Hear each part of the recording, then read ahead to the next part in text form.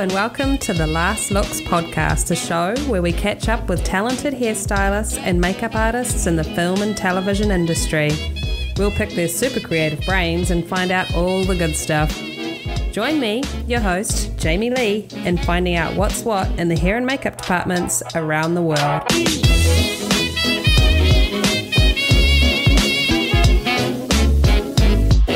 Now it's time for Kid Corner, where we shine a spotlight on artists who've created products with the film and television industry in mind.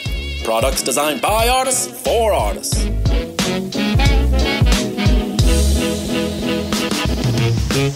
Hi, Belle. Hi, Jamie. Thank you for having me. Absolutely. Now, you are with the company Sterilite, and we're going to chat a little about how one of your products, the Illumicide disinfecting case, can fit into our new work environment as hair and makeup artists. So what was the inspiration for creating the Illumicide disinfecting case? So let me take you back. Since 2010, the majority of Sterilite's founding members, which are all women, have been working in the health and beauty industry for years. We have witnessed many artists working in a hectic environment without proper disinfection and unable to clean or disinfect their makeup and tools properly between clients. So prior to COVID-19, we were conducting research on the various effective technologies to help streamline the disinfecting process of a high contact, hectic environment such as the beauty industry. So after researching many different technologies, we found that the UVC technology has been used for so many years in disinfecting surfaces to reduce the transmission of viruses and bacteria. So we've seen this as an opportunity to merge the UVC technology and the beauty industry. That's great. And so what exactly does the case do? So the Illumicide disinfecting case is a portable case that uses germicidal UV lights to provide quick disinfecting. So the UVC light, the technology itself, is capable of deactivating and reducing harmful bacteria, viruses, molds, and other pathogenic microorganisms on anything you put in the box. So it's a quick disinfecting technology. That's very cool. So what are some specific items you feel hairstylists and makeup artists might use the Illumicide disinfecting case for, like in their daily work routine? So first of all, you could put anything in the box. It doesn't produce any type of heat. So anything you put in there is safe, whether it's makeup, brushes, makeup itself. You could put tools, hair clippers, scissors, anything that you would like to disinfect. It's a very universal box. You can put in your cell phone, your iPad, a hairstylist can disinfect their hairbrushes, their combs, whatever it is that fits inside the box. It's endless. So the Illumicide disinfecting case does have 3 modes. And the first mode is a quick 3-minute disinfect. Once you're done cleaning your makeup brush, or if you just want to pop your makeup eyeshadow or your lipstick or pencil, you could put it in there. You could use mode 1 and do a quick 3-minute disinfect. And then we have our mode 2. So you could put your brushes in there and then it'll go into the 3-minute disinfecting cycle and then transition into the drying. So the drying takes about 60 minutes or less depending on how dense the makeup brush is and comes out really nice and fluffy. And then we have our mode 3, which is disinfect and store. And the disinfect and store is a great feature where you can put anything in there, disinfect it, and then just leave it in.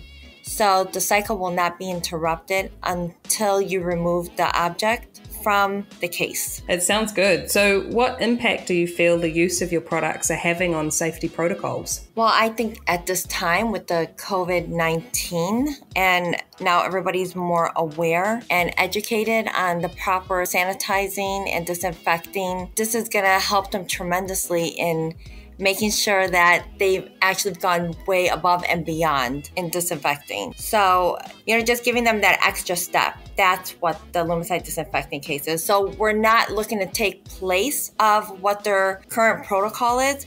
It's just adding to the protocol. It sort of gives you a peace of mind. Yeah, absolutely. That's excellent. So what do you feel sets your case apart from other similar versions? It is a portable case. It's light and it's convenient. It also has 40 LED lights with reflective mirrors, which gives you 360-degree disinfecting surface that uses 40 UVC LED lights. It disinfects in 3 minutes. It's mercury-free.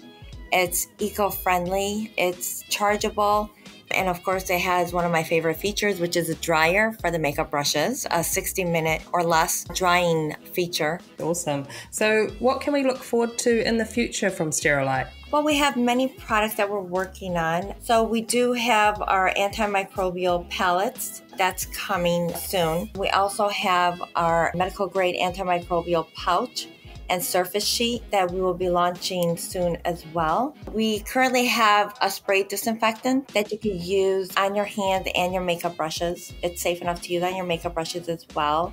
And that's actually a really great spray disinfectant because it has 2 different alcohols in there, but it also has an ingredient that seals and protects the skin with a natural barrier. That's exciting. And where can artists find your products? So you can purchase the product on our website, sterilite.com. And then we have also a list of retailers on the website where you can go in person. And we're currently offering 20% off retail price with the coupon code SL20. That's SL, Sterilite 20, to receive your 20% off. That's awesome. Thanks, Belle. It's been great speaking with you. Thank you again, Jamie, for having me.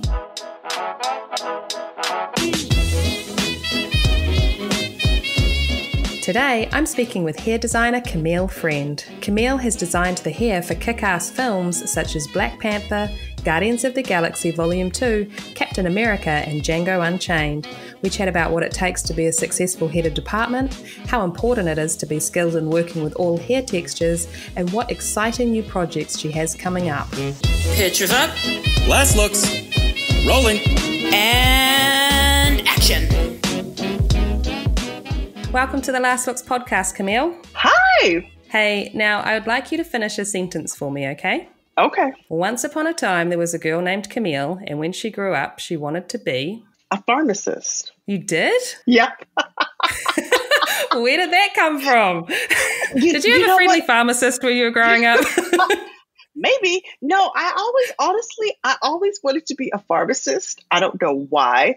And I think it's just like the chemical components and mixing always like intrigued me. And I always liked it. Plus, I have to tell you the truth. When I was in high school, I had a small internship with a pharmacist, but it's always something I always wanted to do is be a pharmacist. So I guess in a way, I'm a pharmacist, but in a different way. Yeah.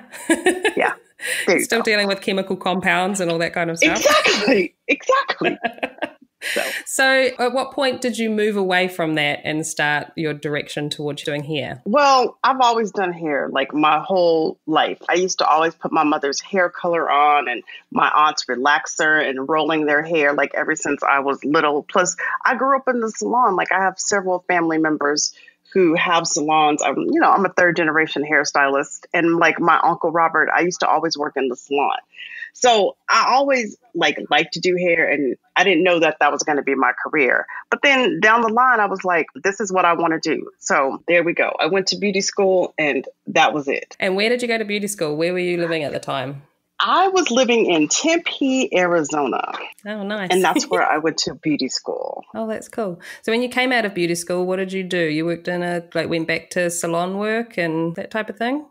Oh, yeah, totally. When I first started the beginning of my career, I started with a woman. Her name is Joanne Moore, and she's a great hairstylist, and she's from the Midwest, and she was an extensionist. So I started my first part of my career.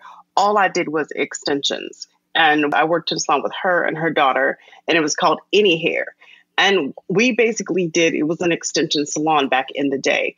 And, it was like one of those exciting times, extensions. It was a whole different era. And I remember the first, our second year, we made $1 million. But I mean, oh, wow. Back in those days, we worked. I mean, all I can say is we went in the morning, with Good Morning America, and we were there to back in the day, I think it was David Letterman that we used to watch. That's 11 o'clock. So, I mean, we would put in, you would put in a full day in the salon. It was real work. Yeah. Oh, yeah. And probably 6 days a week? Actually, we did 5 or 6 days a week. A week. And we plus we just built a good clientele. And I mean, we were really lucky. It was just a whole different era. The Phoenix Cardinals had just come to town, to Arizona. And so I had a whole bunch of the Phoenix Cardinals wives. I had regular girls. I had stripper girls who wanted super long hair. And back then, the longest hair that you could get was about 18 inches. That was the longest. And so, I mean, that's how we got started. And we did all different types of extensions. So I started as an extensionist. That's awesome, having that variety of clientele as well. Like, you just really get to learn about people and their lives, and that's very cool. Lots of things, hair color, like especially one thing when you're an extensionist, you really learn how to match hair color. Because, you have to take from a raw product. And then let's remember, this was the Stone Age.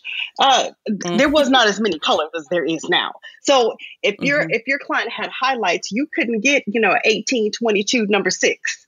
It wasn't like that. You got a 22, and then you better add the 18 and the 6. Like, you know what I'm saying? It wasn't the range. You didn't have anything. But the greatest thing about that period of time, though, is the hair was pure.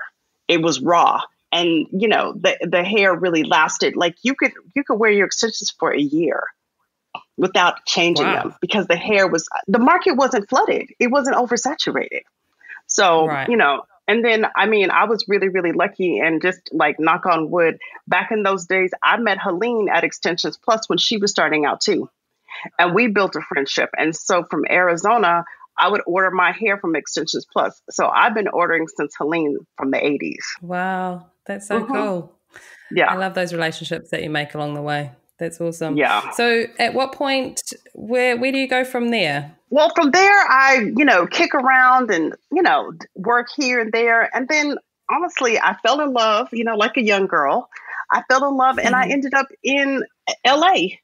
And so I came to LA. I wondered what brought you to LA. Love. Yeah, it was love. I was dating this guy and I came to LA. And I just decided, okay, I was going to try to go into the best salon that I could. So like, I remember I auditioned back in the day, I auditioned for Jose Abert, because these were the salons that were happening when I first got here, and a couple other salons.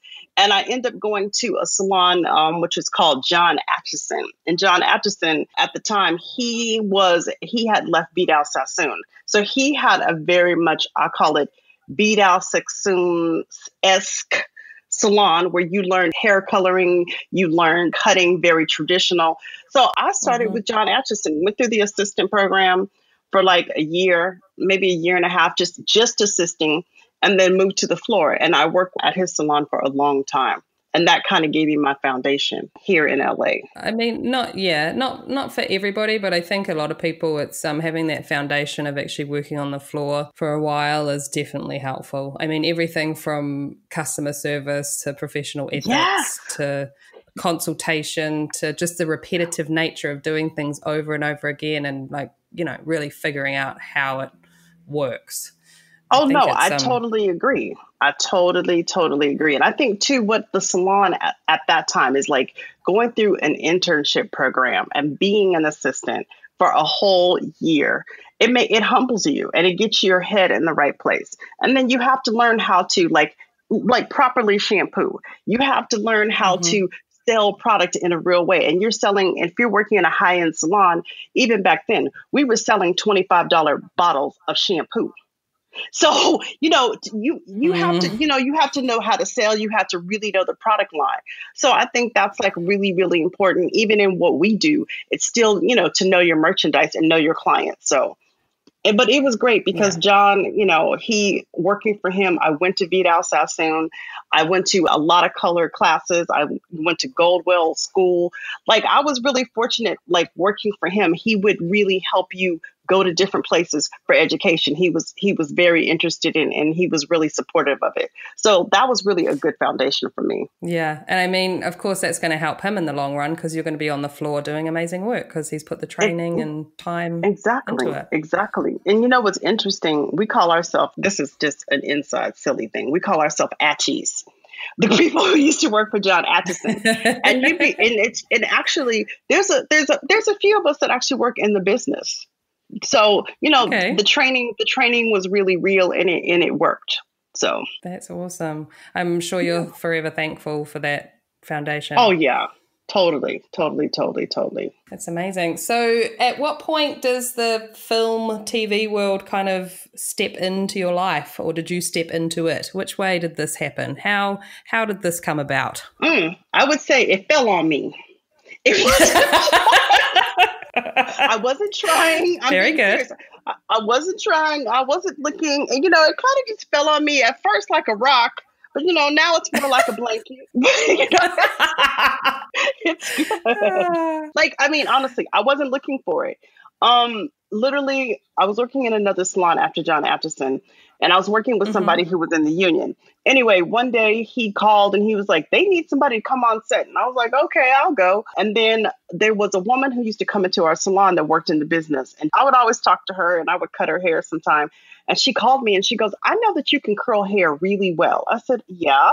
She goes, I need somebody just to come down and curl wigs because I can't keep up with doing this actress and curling wigs and being on set. And I didn't know what she meant. Now I know what she means. Yeah. So I went in on a movie. Yeah, when you have a main actress who has a lot of looks, keeping up with the wigs, her on set, and all of it, it's a lot. So I went and I curled wigs for her, and literally they just told me, they were like, this movie is going to turn union. I was like, what's the union? I'm just here curling wigs. I don't even know what you're talking about. And the movie turned union. I didn't even try. I'm being honest. And here I am. You're like the 1% of people who just I know. I'm probably the 1.5%. That's amazing. It's amazing. Right. It's probably the shortest, simplest story I've heard of getting into the union as well. Everyone has like these long, painful stories of trying to get in. It's amazing. I know. It just, honestly, it just happened. And then I was in the union. So what made you, because you could have gone a different way. You could have gone being like, nah, I don't want to do this. I'm just going to go back to the salon. So at what point did it tip you towards actually joining and heading in that direction? You know what, Jamie? I really don't even know. I'm serious. It just, honestly, I just went with it. And I'll tell you the second part of the story, which is inside the first story. I think kind of this helped. So when I was on that movie, I ended up sometime helping out. So there was a girl who was just basically a day player. She was an actress. And I think she worked 3 days. And she literally said to me, she goes, I just filmed this pilot. And they said that I could bring a hairstylist. And she was a Black woman. Her name is Simbi Kali, and she's an actress. And I said, oh, okay. She goes, would you want to come and do my hair? I said, okay, I'll try it. And then I didn't know I was going to Third Rock from the Sun. And ended up being nominated for an Emmy and being there for 6 years. But I just literally, fell into it. I didn't have a plan. I just went with it. And I ended up being with her for 6 years and, being nominated for Emmy and buying my first house, all from working on Third Rock from the Sun. That's so awesome. Just following that path and going with the flow and just seeing where it takes you. Yeah, that's it. That's very cool. I love Third Rock from the Sun. That's great. Yeah, we had a lot of fun. Miss Pixie Schwartz, I'll give a shout out to Pixie Schwartz. She hired me sight unseen and gave me a chance. And we're still friends to this day. And I'm always indebted to her. I'm always thankful for what she taught me. She taught me so many things. And, I felt blessed. So that's very cool. So your consistent start in was television. Yes. Oh, you've done a bit of TV, right? But now you're mainly doing films. So what was your first full-time film that you went to work on? I'm trying to think. So if I'm correct, the next one I did was Double Take, which actually that would be correct because I was working on the Malcolm and Eddie show. And Eddie, I was doing Eddie Griffin, who I love that man. We used to have so much fun. He used to make me laugh. And he's a Cancer also. So shout out to Eddie Griffin, Cancer, my Cancer buddy. I love him. So Eddie was like, I'm going to do a movie this summer with this guy, Orlando Jones. I need you to come do my hair. I was like, okay. So literally I went and did Eddie Griffin for the Double Take. And we had a ball, and I'm still actually friends with him and Orlando Jones. And then after that, I started working with a woman named Irma Kent. She is a hairstylist who really took me under her wing. And I did like 5 movies with her. Like, and you know, Oh, wow. she really put me on the right path. I did some Eddie Murphy movies with her. You know, it was a good time. It was a good time. So, and that was my first time out of town too. When we went to go do 8 Mile. I was the first time I went out of town. We went to Detroit. So that was like the first time I went out of town in the winter to Detroit. And I'm a girl from Arizona. Ooh. That was hilarious. Everyone's like, oh, Camille's a softie. No, yeah, it was hilarious. Oh, my goodness. It was like, oh my God. But thank God, I mean, I'll say this. I had a great boyfriend who lived in New York, and his name was Alan Brown, and he got me all straightened out. You know, he took me to the store, got me my moon boots, my Cohart jacket. That's what we used to all wear back there, and ski pants. Like, he got me all hooked up. So you were ready. I was ready, but it was cold, but it was a great experience. And then from there, I went on a little journey with Brittany Murphy. I did her after that. Oh, that's awesome. Yeah. That's very cool. So right from the beginning, you were doing personal work. So that's nice variety, kind of going from being general kind of hairstylist to personal and back and forth. Have you had a preference? Like, what differences do you find between being the hairstylist for multiple cast or just being a personal? I think they both have great things about them. It just depends, like, you know, what you want to do. I think some movies, like, I'd like to do movies if they have like a big design element. You know, if you're really going to design something and a huge something. I love being the department head because I like just having my fingers in all of it. I mean, you worked with me, you know, I like having my fingers in all of it and, you know, creating like some great stuff. But then it's nice, like, if you have a client that you really like, I only like to work with people I really like. I don't like working people I really don't like. I truly like to be, if I'm going to be around you for that many hours, I want to actually like you. So, you know, it works out too to have somebody who, if you really like them and you can be in their personal space, that works out great too. Yeah, absolutely. I was going to ask what it means to you to be a personal hairstylist for an actor. What do you feel you need to bring to the table when you're being a personal for somebody? Oh, I think, you know, when you're being a personal, and I'll say this even as a department head, you're of service. So, I mean, you know, when you're working with somebody, it's not only is that you're doing their hair or you're doing their makeup, but I mean, also, you know, you have to look out sometimes to like what their personal needs are, especially when you're a personal. And I think you're really of full service when you're a personal. But like, you know, people who I like and enjoy their company, I don't mind being a personal. I don't mind being around you, you know, 14, 15, 16 hours a day. You know, if you're a nice person. And I like the collaborative. Like, a lot of times I like the one-on-one collaborative with people. That's a lot of fun. And if people allow you to use your creative energy, that really works for me. So that's the part I like about it. Yeah, I mean, absolutely. If you're in the close proximity working with someone for that long, you really want to have a good working relationship and just, as you say, get on, be able to have fun, collaborate together. Right. Just, have a happy space. Yeah, have a happy space. But I think the fine line is, and I think this is something you always have to remember, is like, even if you're a personal, I always want to remind people that it's still a working relationship. You can be friendly with your talent, but still remember, you are on the job. You're there to do something and you have a certain requirement as their hair or makeup person to do your job. Even if you go out after you have drinks or you go to dinner, don't forget when they sit in the chair at 6 a.m., you are on your job. And you have to remember there's a fine line, but you can be friendly, but it's not friends, in my opinion. Yeah, it's a good thing to remember. Just keep it professional. Right. And I think people get caught up in, oh, I went to dinner with this person, or, oh, I hung out with this person. Okay, that's all fine. But in the morning, you better have that makeup brush ready or that curling iron better be on when they come in. Don't slack because you are having a social interaction with them. That does not take away from your duty as the hair or the makeup person. Yeah, absolutely. Hey, now, at what point did you become a department head? What was your first department head job? Well, that's another one I just kind of fell into. So you call this to fall into it. The first movie I department headed is a little movie that I did with Jamie Foxx. So, oh, nice. I forgot exactly how. I can't remember exactly how I met Jamie. That's crazy. I can't remember. I'm serious. I can't remember how we hooked up. But anyway, so I got a call to meet Jamie Foxx, and he was going to Saskatchewan, Canada, and going to this place called Regina. I'm not making this up.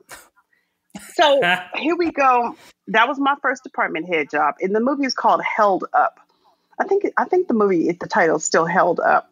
And we went to Canada and did this movie. And I had never department headed. So I went, to help him and do him and department head this movie. So that's how, that was my first one. Mm-hmm. Was it a contemporary film? Yeah, it was a modern day. It was like a comedy kind of heist kind of movie. It's actually really, really silly. But, it was a good experience for me. That was like, I went out of the country. I had to get all my stuff together, going to Canada. And, it was a good experience. And Jamie Foxx to this day, he's a friend and he's lovely. And I love to see his career grows, and he's seen my career grow. And, so it's been good. That's very cool. And I think it's nice to kind of just gently go into the head of department on something that is modern day and fun, as you say, yes. And just to be able to kind of cruise into it instead of stepping into something that's maybe like 1930s and you've got 500 background and you're like, oh my God. No, exactly. No, I totally agree. And I think, and as we were talking before, I think that's one thing that would be great if we could implement some of the systems that Europe has. And, is where people getting the training, they're starting as a junior, they're starting in crowd, and they can build their resume until they get to a department head. But because if you go through all the steps, it equips you for everything that you need to be a department head. Where a lot of times, if you get thrown into being a department head, it's like being thrown into like a person who can't swim into water. And it shouldn't be that experience. No. It sounds like you had a good experience though. So that's. I did. We did. We had a lot of fun. And then tell me about Dreamgirls, because that's a pretty awesome film. Was that a lot of fun? Oh, yeah. Yeah. Dreamgirls was a lot of fun. I mean, Dreamgirls is one of those movies, like, all I can say is I don't even know how I got that movie. It's another one. It just kind of fell on me. I guess I would say this about Dreamgirls. I'll make a very long story short. A friend of mine, Tim Buchanan, and I didn't know Tim. And I met Tim at a barbecue, literally. And he was like, I want to do that movie Dreamgirls. I said, oh, so do I. So he goes, okay, if you hear something, you tell me. And if I hear something, I'll tell you. Now, I didn't know him. So I was like, okay. So literally, we worked the project, getting the project together. So if he heard something, I would tell him and vice versa. And then my good friend Sharon Davis was the costume designer. So long story short, me and Tim were like doing the auditions. It was a very big audition process. Like they auditioned girls from all around the world came in to sing like for these parts. I'm being serious. It was like the talent that I saw in those days. I was like, I'm sorry. There's some girls out there who can really sing and dance and perform. Like there's some awesome ladies out there. So we did that. And then through the process, we're just working the process. We end up getting the movie, and neither one of us had the resume to get it. So I knew it was God, the universe, and some angels and some heavenly intervention. Because, I mean, I remember after we got the job, I remember going to talk to one of the producers, and on their desk, they had all these resumes. And there was resumes for people who had Oscars, who had Emmys, I mean, who had all kind of accolades. And, me and Tim, the fresh fish, we get the movie. So, what's meant for you is meant for you. Absolutely. And I love hearing those stories because it's like, it's that stepping stone, isn't it? It's people taking a chance on someone fresh and new, and it's awesome. So that's how we ended up doing that. And me and Tim, we've done a lot of projects since then. He's one of my favorite collaborators. I really like working with Tim. Yeah, we love Tim. Tim's awesome. Yes. I love how, just quickly with Tim, how I found him so immediately welcoming and friendly in a work environment. Like, he's awesome like that. It's nice to come across, especially if you're like coming into a job and you don't really know anybody, and then there's friendly Tim, and it's great. I love it. No, I love that too. I love that about him, that he's so friendly, and he's just, Tim is just who he is, and he's always been that way, and that's who he is. Like, he could be, Tim could probably be the mayor of 706 because, Tim knows everybody. We go places. I'm like, oh, who's that? He knows everybody. Hair, That's makeup, awesome. wardrobe, barbers. I'm like, he knows everybody. Yeah. That's very cool. Hey, now you've done a few Marvel films, Camille Friend. Do you want to talk about Maybe, those? maybe something like that. How many have you done, lady? How many have you done? I'm like, do you know off the top of your head? Probably not. I think six. Wow, that's amazing. That's very cool. I think six. Last time I counted, I think it was six. Yeah, I think that's six. Very cool. Yes. Now, tell me, were you ever a comic book reader? Yes, I was a comic book reader. I was always a comic. You were? Yeah, when I was a kid, we used to always read comic books. That's very cool. You know, it was back in the day where you rode your bike. You know, you actually rode your bike to the comic book store. You rode your bike to the record store. Because, like, back in those days, I mean, we were free. And your mom wasn't like your mom, like now the moms take the kids everywhere. Your mom was like, get on your bike and ride over there. Like, you know, even if it was like 3 miles, it was just a different time. You could be free. So we used to ride to the comic book store. We used to ride to the record store. Like, my mom didn't take us. You rode there. Like, I remember one of the first things I wanted to do when I came to LA was I wanted to go to Tower Records on Sunset because I'm a huge music person. You know that about me. I'm a music person. So the first thing I wanted to do is go to Tower Records on Sunset because it was such a staple and that was the Mecca. And I remember staying in there like for 3 hours. Yeah. You're like, this is awesome. Right. Yeah. So, cool. you know, that was important to me. So how has the experience been working for Marvel, like being able to create within that Marvel universe? You know what? Marvel's been good. I take that back. I've done 7 Marvel movies. So I retract that. I've done 7 Marvel movies. I just counted. You know what? Marvel has been a great experience for me. And, you know, I owe going to Marvel to Lou Espedito. He's one of the, I think he's a vice president, or he's one of the presidents now. I can't remember if he's a president or a vice president now. But he was somebody who was instrumental. I had done movies with him before when he was a line producer or an executive producer. So this is just how you have to be ready for your opportunity. Literally, I saw him somewhere in Beverly Hills and I was like, Lou, hey, what are you doing? He was like, oh, yeah, I just started with Marvel. I was like, you need me over there. I want to. And he was like, are you ready to do a superhero movie? I said, I'm ready. I want my opportunity. Give it to me.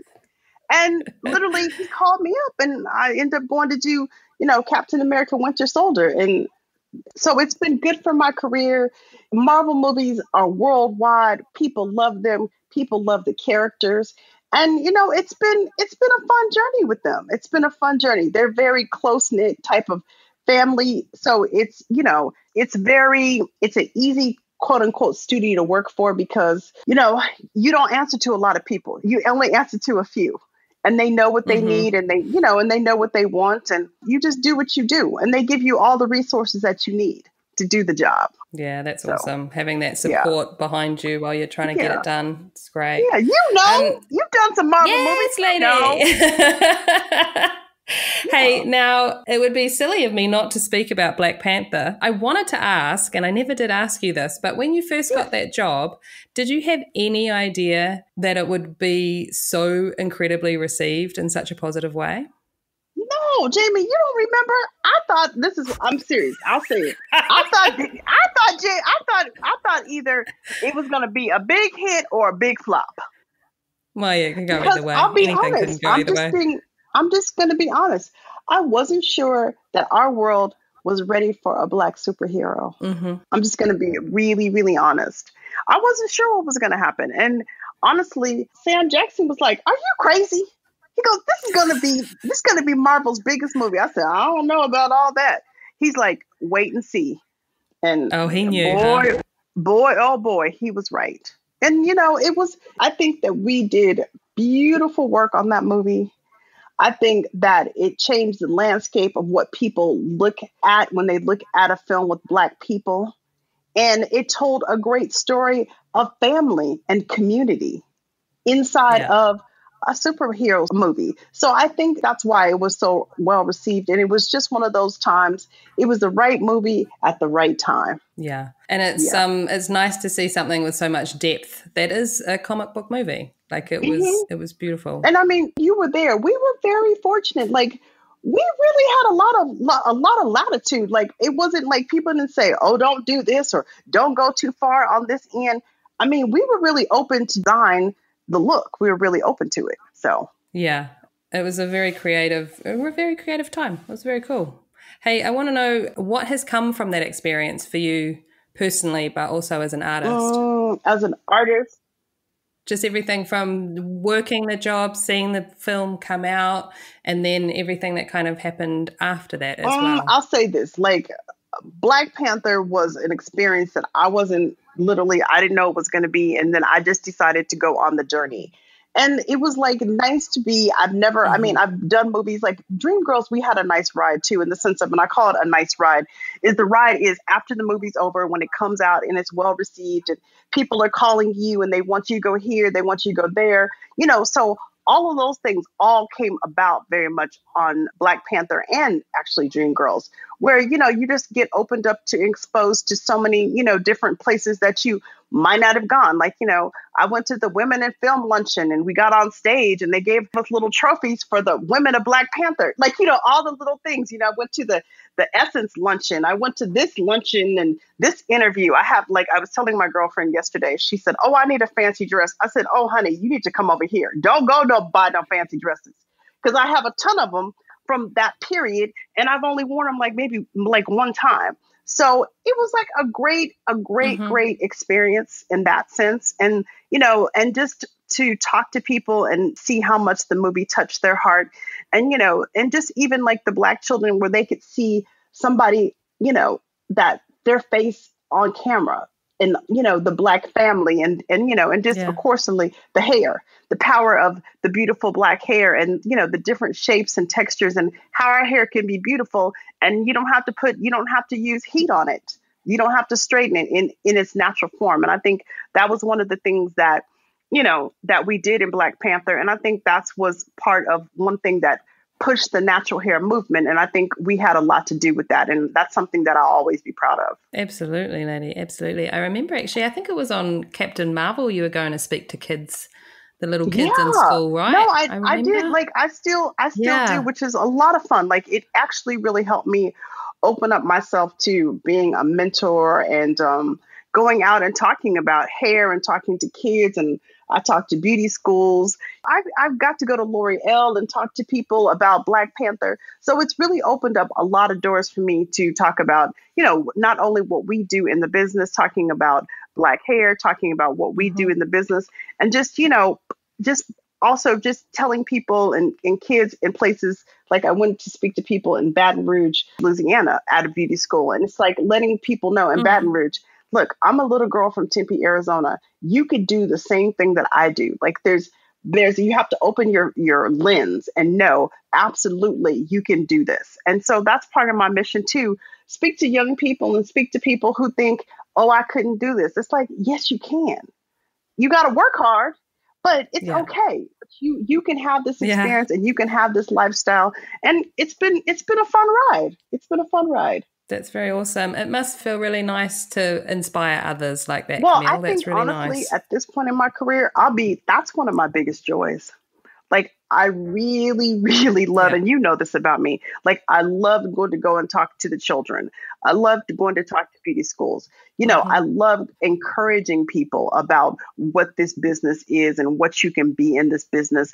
And I love encouraging other stylists and makeup artists about their careers. Like, don't be discouraged. I don't care how long it takes you to get into the union.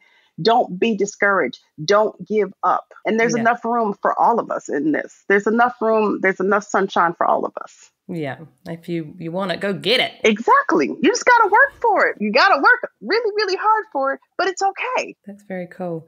Hey, now tell me, Quentin Tarantino, you've worked with that cool cat a couple of times. How was that? Quentin, I mean, I'll put it this way. I told you this before. I will do a movie in a swamp with Quentin. Like, Quentin is Quentin. I mean, he's Quentin Tarantino. But I love working with Quentin. I think he's smart. He's fun. His scripts are like awesome. And again, he's another guy who gives you really a lot of room to create and make things and, and experiment with things. And that's what I love about him. his answer is not like, no, let's not do this. His answer is like, let's try it. So I love that person who, like, I'm always happy with the directors who want to go on the journey, because I'm down for the journey. I'm totally into going on the journey. So that's the best part about that. And then, hey, Quentin, I mean, his crew, they've been with him and they're just great people. They're like family. And Quentin throws a great party. So, hey, like, you can't go wrong with that. So you did Django with him and Hateful Eight. Hateful Eight. Now, I'm assuming both of those are on locations, and I'm feeling like very different locations from each other. So how was that? Both the locations, all the locations for those were like, it's that extreme heat or extreme cold. So you have both of them. But the thing about it, like, even like I think that was Django. I remember, where were we in? Jackson Hole, Wyoming, which, I'm serious, one of the most beautiful places I've ever been. Beautiful landscape, just beautiful. And I remember, like, everybody's trailers froze over except ours, the hair and makeup trailer. So I remember it was like Oscar season. So we were in the trailer, like everybody, the cast in the trailer, people had bought lawn chairs, and we were all in the trailer watching movies till it was time for your turn to go to set. So I think about like all those like great experience where you have like literally we're in lawn chairs, people are hanging out, and we're just in the hair and makeup room, and just everybody is in the trailer and just having a good time. And, no matter that it was just a storm outside and everything was frozen over, we were still happy. We're just together. Yeah. And the show keeps going on. You just go out there and do it. You just go out there and do it. Exactly. You put on a million layers and you go out and deal with it. Exactly. So, that's what we do. And at the end of the day, I mean, I always think about like, what is going to be on that screen? I was telling one of my girlfriends actually yesterday, she was going on and on about certain situations. And I said, stop it. She goes, what? I says, all you need to think about is what is going to be on that screen. That's it. That's your job. Forget about the rest. Right. Yeah. Don't get distracted by Forget about the stuff. rest. Just remember what's on that screen. That's our job. Yeah. That's very true. It's a good way to just cut out a bunch of the bullshit, really, isn't it? That's what I always go back to. That's my mantra. Yeah. Let's whatever. What's on screen? What's going to be on the screen? What are we filming today? That's what's important. It's very true. Hey, one piece of advice you were given that has stuck with you when you were coming up. Actually, one piece of advice, my friend who actually I started out with, Brian Andrews, he taught me one thing about being a personal. And honestly, the thing I told you earlier, literally about you can be friendly, but you're not friends with your talent. They're not your buddies, they're a friend, and you still have a job to do. That's one thing. And I think the other thing for me was just to stick with the process. If you just follow the process, because sometimes with movies, things change. Don't get frustrated in the change. Just keep with the process. Just keep going, because eventually you'll get there. You'll definitely eventually get there. And I remember like before all this stuff happened, I was in London and I was working on Little Mermaid. And we had several things with hair that just trying to figure it out, going back and forth. And I remember my actress, her mother said, she goes, Camille, she goes, just stick with the process. I was like, you're right. We're just going to stick with the process and we're going to get there. And we did get there. And we, landed on her look. But we went through several incarnations to get there. But we got there. Yeah. Yeah. Yeah. It is a process. Sometimes it's longer, sometimes than others. Sometimes it comes more simply, and other times it's an uphill battle. I mean, you just keep with it. Like, I mean, Jamie, even on Black Panther, finding some of those looks. I mean, we were working really hard, like to figure out, some of the wigs, like, some of the tribal wigs. It took some research and development. Try this, try that, try this, go over here. But we're going to get there. But sometimes you just got to work the process. You just got to work the process. Absolutely. Yeah. That's good advice. And I was going to ask you, what attributes do you feel someone needs to be a successful head of department? I think one of them is diligence, dedication. I think you have to be kind. I think it's important to be kind. And I think you have to love the craft. And like we talked about earlier, I think you have to realize being a department head is not, first of all, the popular position. You have to make hard choices. You have to do things that sometimes people are not going to like. So you have to get out of, if you need to be liked all the time, then you shouldn't be the department head, because it's a manager. You know, you're in management and you're managing people. And as I said before, you know, managing hair and makeup people are like herding cats. You can't herd cats. So it can be very, very difficult. And you have to make tough decisions. You have to tell people, you know, when they're not doing what they're supposed to do. And you just have to, you know, just nail it sometime. And that's just part of the job. So, you know, those are all things that you have to think about when you go into being a department head. It's a big responsibility. And especially nowadays, you're responsible also for people's health and for their safety. So it's a job that you have to keep your eyes open at all times and be aware of what's going on. Absolutely. So when you're looking for team members, what are you looking for in somebody? You know, this is how I look at it. I like people who you have to be a team player. If you're not a team player, it doesn't work. And the reason I say that is when you're in the trailer with people, you have to be a team. Because, you know, sometimes you might hear something and I might hear something and you're like, okay, Camille, I heard this, or you know, everybody has to be playing on the same team. So if you're not a team player, if you're not somebody who doesn't want to be collaborative, if you don't play well with others, those are things that don't work. But things that do work are people who are, again, who are kind, who come to work every day and they bring their A game, and people who don't mind working hard, because there's going to days that you work hard and some days you don't work as hard. But people who sincerely want to be there and want to do the job. That's what I look for. And I don't care necessarily.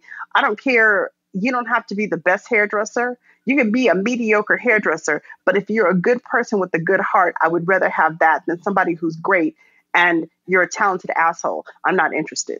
That's a good way of putting it.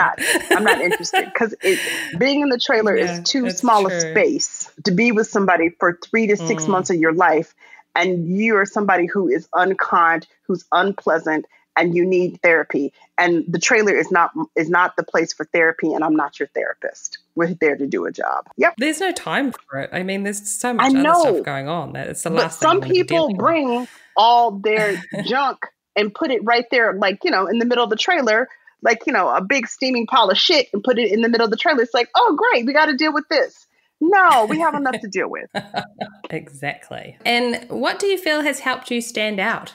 I'll be honest. I'm just going to be honest. What I think a big part of it is, I think I have a good personality. Yeah. And I am a team player. And honestly, I really take it to my connection to God and the universe, and just how I work on myself as a person. And I truly love what I do. And I try to bring that element into it. Yeah, it comes through, doesn't it? Yeah, I think that's what comes through. And, you know, I think that's one of the biggest things that I have going for myself. And plus, I have to tell you, I'm kind of like a jack of all trades. I can do a little bit of everything. So I think that's helpful. Very helpful. And plus, I mean, and two, I'll say, especially in these days, I found because I can do all textures of hair. There's not a head of hair that sits in my chair that I'm afraid of. So I think that helps. So, you know, I think being open to, you know, especially now we're getting to films that are multicultural, and you have people that have every texture of hair. You have every race of actor, and they deserve to have somebody when they come in the trailer that knows how to do their hair. And I'm that person. Yeah, that's very cool. Just leading out from that, what techniques and skills would you like to see hairstylists develop more? Definitely people skills and management skills. Those are one thing. And I think, you know, definitely with the natural hair movement, I think it's really important. And unfortunately, as hairstylists, we've been thrown under the bus by the Black actresses. We have, and rightfully so, because, you know, too many times, I mean, let's say the actresses, the models, like I've seen it in so many different mediums, that they go places and people don't know how to do their hair. So I think it's really important now that in your arsenal is that you know how to work with natural textures of hair and curly hair. Anywhere from, you know, like, I'm talking like, you know, a 3A all the way down to, you know, a 4C. And if you don't know what those numbers are, that's what I'm talking about. Right. You should know what those are, and you should know how to work with those textures. But that's what we teach in hair scholars. Nice one, lady. I was going to say that the little New Zealand girl myself coming to LA and slowly watching and observing and figuring out, it just seems so strange to me that in such a diverse country that there were people who really didn't know how to do textured hair. And I mean, I came up certainly lots of beautiful, thick Polynesian hair textures and hair textures like that, but I just hadn't been exposed in our tiny little country to all the textures that are available. And I think I couldn't understand why, if everybody lives here together, why you hadn't done somebody's hair. Like, I know that puzzles you. It just seems really naive and stupid of me. But I was just like, and I'd had a couple of stylists go, "Oh no, I don't do that texture hair." I'm like, "What? But it's hair. I don't understand. Stop it. Just." Yeah. Anyway, just as a little foreigner coming in, I was very surprised and I couldn't quite work it out. But Well, Jamie. But this is the thing I can say about you, Jamie. You are different. And probably because you weren't raised here. Like, those of you who don't know, I'm just going to say, Jamie was my assistant department head on Black Panther, and she did a great job. Mm-hmm. And the one thing that I love about you, Jamie Lee, is that she is open and she's willing to learn. So Jamie Lee learned about hair texture and learned how to do it and was confident in it. And the thing about it, it all can be learned. It's not something that you have to be scared of. So, that's one of the great things. It's like the learning curve is always there. Mm. And, I'm just going to say, Hair Scholars, we did a natural hair texture class, which totally sold out. And it was something where people like, you can teach it. Like, I've learned how to teach it. I know how to show it. And I mean, there's another job that I recently got that's not even about hairdressing. A company called me, and not even a hair care company called me. They want to learn about natural hair. So people want to know there's a world for it. And even within our world, that's one thing, like the natural hair movement, you got to learn it. You got to know it. And it's just something that has to be taught. And it can be taught, and it's not that hard. It's something that is learned. And, you just have to learn it and practice. Get your mannequins out, practice it. Yeah. I mean, at the end of the day, hair is hair. It's just different textures. Exactly. And it just requires a different tool. Yeah. No, don't be scared, people. And what the interesting thing about natural hair, and I say this, is that actually once you understand the texture, necessarily with natural black hair, the tools that we use, it's not necessarily hard tools because you're using your hands versus if you're doing a braid, if you're doing a flat twist, if you're doing a 2-strand twist, if you're doing a singular twist, or if you're doing a Bantu knot, all of these things really don't require a tool. Yeah. They only require your hands with product. It's more of a skill building than anything. Yeah, I mean, your hands are the best two tools you've got. Right. You don't have to go out and buy a curling iron or a blow dry. You don't have to do any of that. All you have to do is invest in your skills, in your hand, in your brain, and connect those together. That's all it is. Yeah. Mm-hmm. Get those techniques. That's very cool. Hey, so while you've been coming up in this amazing industry that we work in, what do you feel has changed? I remember like we used to have like lunches for like 2 hours in the sense of you had like an hour lunch. What? And then, then you had more time because they would come in and then they would go in and light. You have to remember, DPs used to light for an hour after lunch. They used to rehearse and then they would be like, lighting how's the set for an hour. They used to light for an hour where you don't have that kind of time anymore. Yeah. Lighting is very, very quickly. They don't take the time to light and do that thing like that anymore because they fix it all in post. We'll do it in post. And that's something for me sometimes that's challenging because I don't want you to do it in post. I want to do it right now. So if you give me the time, and sometimes it might take more time, but if I am smart with my time and I'm being honest about how long it takes to do things, a lot of times filmmakers will give you the time, but I just think, I don't want to do it in post. I want to do it right now. If I have to put on a wig or do a little alteration, let me do it right now. I don't need you to fix it in post. I want to do it right now. Do it right the first time. Yeah, let's just do it right the first time. And that's how I feel about all hairdressing, all makeup. Let's do it right now. Let's do it right the first time. I don't want to go back and fix it. Let's just do it right now. We have an opportunity. Let's do it. We have the technology. Yeah. Let's do it. And that's why we're here. Yeah, absolutely. So what would you like to see change in the future? I would just like for us to be, as hair and makeup people, again, I just like for us to be more global. I like for whoever sits in your chair, no matter what the color of their skin is, no matter what their hair texture, that they can feel comfortable and you know how to do it and you know how to do it well.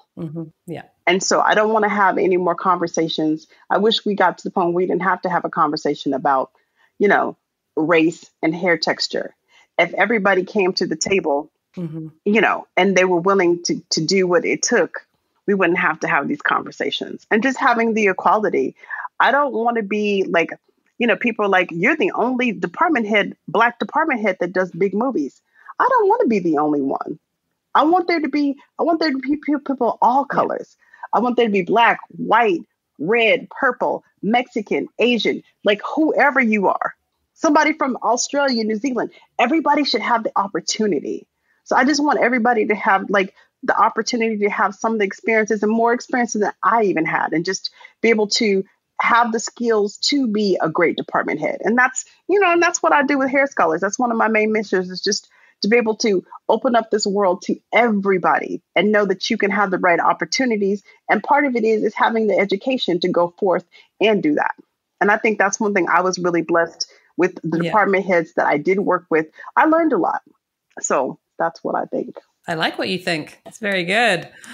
Hey, now you've worked on a few locations around the world, let's just say. Yeah. What's been your favorite so far? By far, Italy. Italy. Oh, yes. I love all parts of Italy. Venice, Rome. Last summer, we were on the Amalfi Coast. Yeah, just drop me off at Italy and say goodbye. That's brilliant. And the food, so good. Oh, yeah. It's just all so good. Everything. I love it. I just love, like, you can walk to the market and just the people. I love it. I love all of it. Oh, that's very cool. What were you working on there? I was working on Tenet. I'm working on Tenet on my 7, country journey. That's incredible. Yes. So that was just one location after another, huh? It was one location after the other. Jamie, you're not going to believe this. I'm going to tell you. I did that movie with, I think it was got it down to 5 trunks. That's all I took. Well done. I'll tell you why. Because when you're moving that fast and that crazy, you scale down. It's like, oh, shit, I don't need all of this, because every time you got to move it. And, it was one of those movies, it was guerrilla. You didn't have people always helping you do this and helping you do that. We were working, you know what I'm saying? You were moving your own stuff. So do you want to move 5 boxes, or do you want to move 25? And you just get down. No, you get down to okay, this is what I'm going to take. And that's it. That's a good lesson to learn. No, it was. And just keeping it really basic. And the good part about that movie, just honestly though, we didn't have a big cast. So you kind of you knew what you had, and what you were going to do. And then even in ordering, if you knew that you needed something, I was like, okay, we're going to be in London in 10 days. Let me get my order in now. So when I land in London for whatever I need in London, it will be there. Yeah. So that's how I did it. Thinking ahead. So how was Christopher Nolan to work with? You know what, Christopher, he's a beast, but in the best way. He's a tough filmmaker, but I'm going to tell you this. One thing I love about him, he knows his game. He knows film. He knows where that camera needs to be. He knows where everybody on that set should be. So he's very old school because he controls all of it. But he knows the end game. He knows that script. If you asked him, he'll say, no, that's not right. Continuity. You're like, why? And he goes, because this happened and they went back and forth in time. Like, he knows it inside and out, and some stuff, like even the script supervisor wouldn't know it. I'm being serious. It was all in his head. Mm-hmm. I think you can really see that when you watch his films. Like, that he's the real deal, that he's him, like, I have to give it, like, him, Quentin, Bill Condon. I'm working right now with Rob Marshall.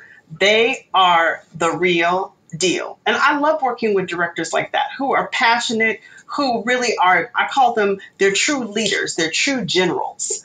And you know what? Listen, I love working for those guys because they really know what it is to make a movie and to make a great movie. They know what it is. So it's nice. It was good. That's awesome. So when you come onto a film and there's a lot of character design to do and working out everybody's looks, what's your approach to that, just with everybody involved? Because, I mean, it's not just a party of one, is it? I mean, it's you, it's the cast member, it's the director, it's costume, makeup. So what normally is your approach to that situation? I always like to start just having conversations. Like, have a conversation with the actor, have a conversation with the director, see what people's ideas are. Look at what the costumes are. All of those things all are going to help you. What's the production design? All of those things are going to help you, decide on what the look might be. So I think it's a lot of conversations, and I think it's just being open to what the possibility could be of what this person can look like or how you can alter them. Absolutely. And I mean, sometimes it's a bit of trial and error, isn't it? I mean, you got to try things. You have to. That's like when people say they don't want to try things. I'm like, are you kidding me? People don't realize, and I think this is one thing people don't realize, especially about film and when you're doing big movies. You're not going to just have one camera test. One camera test, that's not enough. You need about 5 or 6 of those camera tests. Like, and sometimes, like, when you're doing like Guardians of the Galaxy 2, like we have tests for different groups of people because you can't test the whole cast and everybody's look in one day. It's too many people. So you have different sections of people that you're testing and you're trying things. And so that's how it works, to see what works or what doesn't work. And the only way you're going to see it again is get it on screen. That's how you're going to know if it looks great or if it doesn't. Because to your eye, it can look one way, but on the screen, it's a whole different thing. Absolutely. And then everyone can kind of look at it as well and have their say. Oh, yes, everybody have their opinion. Yay. And sometimes you walk away and they're like, yep, that's great. And other times you walk away and it's just like, I got to go back to the drawing board. We got to almost start again. But that's the good part about camera tests, because in fewer situations where you don't have a camera test, you could go to that first day of dailies. Well, people don't really go to dailies anymore, Camille. I'm sounding like a dinosaur. But if you're, at home watching your dailies on your computer, you're looking at things and you're like, oh, that doesn't look so good. But if you have a camera test and you get to work these things out, there's really a place for a camera test. And like, I can sometimes tell movies that had camera tests or who didn't, and they didn't get a chance to work out the look. I can kind of tell sometimes. Yeah, I think that prep is so important. And I do feel crucial. Like it's kind of disappearing a little bit. I know that's not good, but it's crucial. I mean, not for the big giants. I think they're still doing it, but just, the lower you go down, it's just like, no, work it out on the day. It's like, okay. And it doesn't work like that. It just doesn't. It just doesn't. No. It doesn't. Mm-mm. And so jumping back to locations that you've worked, what did you find the most challenging location? Actually, on our whole journey, like I think, especially on Tenet, we went to like 7 countries. So some of them I had known about, some of them I didn't. And the one that I thought was going to be really daunting was India. Mm-hmm. And I was nervous. I was scared. People get you all pumped up about India. You're going to get sick. You're going to You know what? India was one of the most beautiful experiences to me. The people, the culture, I was absolutely enthralled in it and like really loved it. So, that was something but always, I think location a lot of times is challenging because for me, it's more sometimes about weather, the hot, the cold, that makes our job tricky. That's what makes our job tricky. Yeah, humidity. Ugh. Yeah, all of those things like that makes it hard. But and it's just more of that usually, more of that. And like even last summer when we were working out in the desert, like that was challenging. It's hot, it's sweaty. I mean, you're in mask all day because you're in, dust storms, sandstorms. It's a whole different mindset. You just have to, you have to get your mind ready for that sort of thing. Yeah, prepare. Yes, mentally prepare. And that for me is for me, honestly, it's the prayer and meditation every day. Like I have to do it because that gets my mind ready for work and keeps me going all day. So that's awesome. Yeah. So you mentioned, we've got Tenet to look forward to. I've seen a couple of trailers. I'm very excited. We have Tenet. Yeah. What else have you worked on lately? So you mentioned that you were over in London starting on The Little Mermaid. So that's pretty exciting. Working with one of your friends. I'm working with Peter Soares King on Little Mermaid, which is exciting. I'm doing Little Mermaid. Her name is Halle Bailey, and she is lovely. She is a songstress and a singer.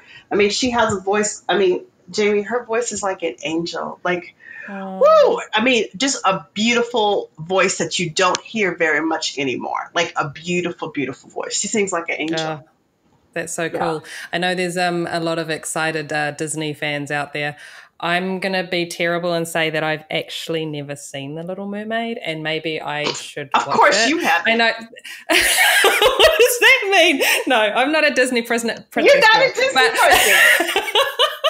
Jamie's not a warm and fuzzy person, so that's not her deal. But I think I'm going to have to watch it. Maybe. Well, we'll just watch the movie. Maybe I'll just skip that and watch the film that you're working on. We'll just go to live action. You could do that. You could totally do that. Like I watched, of course, I watched the original again. I had seen it. And it's so funny though, because like, I'm like you, I watched it, but I was older. And so one of my goddaughters, I was telling her, she was like, oh my God, you're going to do Little Mermaid. She goes, on Little Mermaid 2, Ariel had a baby. I said, what? Like she gave me the whole rundown because, when you're a kid of that generation, she watched all the inceptions of Little Mermaid. So, I was like, Ariel had a baby. What? So, but I think what's great about this movie, again, it's going to be a global movie. And, it's beautiful that Disney decided to, have Ariel like she's a Black girl. And that love conquers all, and love is not a skin tone. And I hope people really love the movie. And we're sticking very close. It's going to be very close to, the original, but it's going to be live action. And Haley, oh my God, I'm serious. She sings like a mermaid. It's like an angel. Like it's incredible. I was with her. Awesome. I was with her at Abbey Road, which is, the famous the famous music studio, which I was like, when I walked in there, I just got chills. Like I was frozen. And like to hear her sing with the full orchestra, I'm serious. I started crying. Like it was moving. It was just an experience. I'm just so glad I got to have. Definitely. Yeah. That's incredible. Well, one, going to Abbey Road, and then two, being witness to that. That's amazing. See, the amazing things you get to do in this line of work. We do. We get to do some amazing stuff. We really do. We really do. That is very cool. I'm excited about that. Yes. No, it's going to be cool. You worked on the last Charlie's Angels that came out. Yes. Oh, I forgot about that. Yes, I did. I did. And again, another like fun-filled, went to Germany and went to Istanbul, and everybody was so nervous about going to Istanbul. I fell in love with Istanbul. What a beautiful place. What beautiful people. And I remember like the first morning, like we got there in the evening, and the next morning we had gotten up and gone to the trailer, and just like hearing that call to prayer and hearing people praying, like that just awoke in my soul. Just so beautiful, so much culture, and going through the markets. It's just like such a great experience that we get to have, the traveling and seeing and doing. And again, going to Berlin and seeing all my friends in Berlin. I love Berlin. I love all my friends in Berlin. So, it's a great town too. So a great town to make a movie. And then you're working with an amazing director who you've worked with as an actress. Yes. To her hair, which is very cool, and a bunch of kick-ass females that are just doing it. Like, that must have been pretty cool to be working on that. You know what? It was a lot of fun, a lot of work, but a lot of fun. And, Elizabeth Banks is not only a client, but she's also, I would consider her a friend. And, it was just great to be able to support her, in her directing, her directing now. And like, it's funny, we were talking, actually, I talked to her the other day and we were talking and she was like, Camille, you were there for my first short. And I was like, was I? She's like, oh my God. I was like, I forgot about that. So, just to see her, grow as a person and grow in her career and grow as a director, like, it's been fun to be with her and see all of that. Yeah, that's awesome. Yeah. Very cool. Hey, now I'd like to know, what is one tool or product that you would not want to work without? I understand there's many, but I just want you to choose one. Oh, Lord. I don't know. Your true love. What's your true love? You know what? I don't know. That's a hard one. You know what I'm going to say? I know this is going to sound crazy. I'm going to say I can't be without my Denman brush. That's not crazy. You're not the first to say it either. My Denman brush, my Mason Pearson brush, and I have to say, my Kerastat Ola Relax Oil. It's the one in the orange. That's one of my favorites. Beautiful. I thought I have to kind of come up with this answer myself, seeing as I'm asking the question. What is your answer? Yeah, well, mine's a tail comb. I just never want to be without my tail comb. And I'm a hairspray lover, lady. I don't use it all the time, but I wouldn't want to be caught in a situation where I didn't have my small can of hairspray. I think, I agree. A small can of hairspray. And also, I'd say a tail comb with a metal tip for me. Yeah, I think you're either a metal tip tail comb user or not. Yeah, I'm a metal tip girl. So that I would say I agree with that. The metal comb, yeah. And like a working hairspray, not a hard hairspray, like a working hairspray for me. Yeah, absolutely. What's your favorite? Okay, now I'm asking you questions. What's your favorite working spray? Everyone judges me so harshly on this, but I really love Tresemme hairspray. No, I know that is really naughty, but the fragrance is not offensive. It is not sticky. It is not hard. The sprayer always works every time. Sorry, just love it. Love it. I know it's cheap and nasty, but no. But I'm going to tell you something. If you know something, there's a lot of hairsprays by major companies that are built around that Tresemme hairspray. That's all I'm going to say on that one. Okay. It's my fave. And you know what? They just brought out a one that has no fragrance. Oh, see, I'm going to tell you something. And this is kind of new for me. I kind of like, fragrance never bothered me, or I never really cared.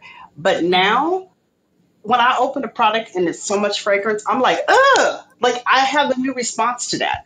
And I never had that before. But now the fragrance, the penetration of fragrance, I'm really not into it. Yeah, it's interesting. That's something kind of new for me. Yeah, but I don't love all the fragrance. So I get it. Well, I'll be getting some Tresemme, honey. I'm going to try me some Tresemme with no fragrance.